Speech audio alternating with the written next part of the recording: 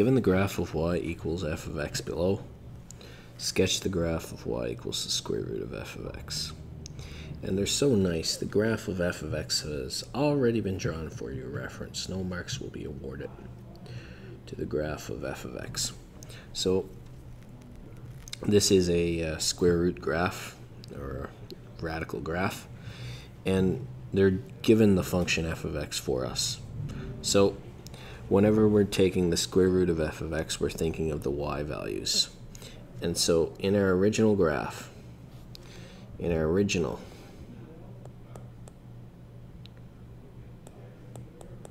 it's very challenging for me to spell original. If our y value is less than 0, that does not exist in our new graph. And that's simple. You cannot take the square root of a negative number. If our y value equals 0, well, what's the square root of 0? 0. So y will equal 0. The other obvious one is where y equals 1. Y equals 1, well, the square root of 1 is also 1. So at these points, 0 and 1, the points stay the same.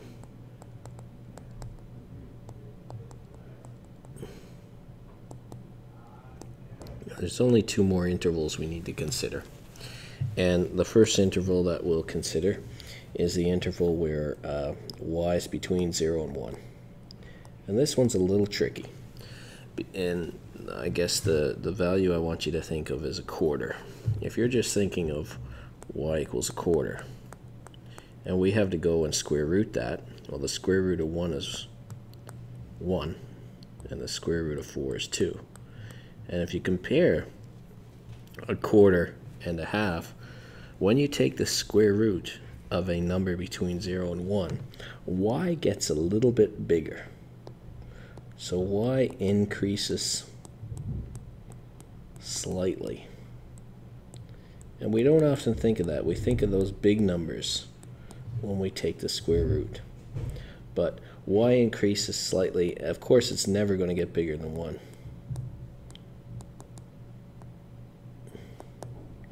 And the next one is a little bit more obvious. When y is greater than 1, right, y becomes smaller. And you know, that's all our roots that we memorize. The square root of 25 is 5, right? Becomes smaller. But never less than 1. So let's apply this step by step. The first one, the first part of the graph are these negative y values. This is not going to exist. So the beginning of our graph is actually going to be right here at 0.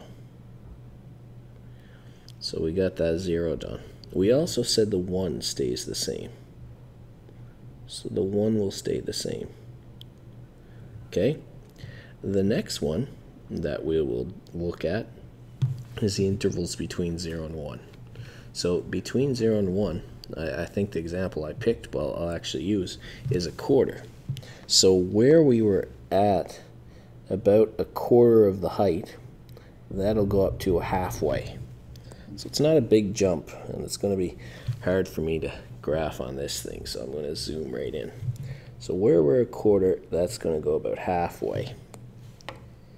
And, you know, that'll do. Okay? Now, a lot of people, math nerds like myself, have square root of 2 memorized. It's about 1.4. Okay? But the key part when we're doing these values is that we know it becomes smaller. And they're really just looking for shape here. So how does our curve go? It's common to 0, goes slightly bigger, it reaches 1, and then it goes less.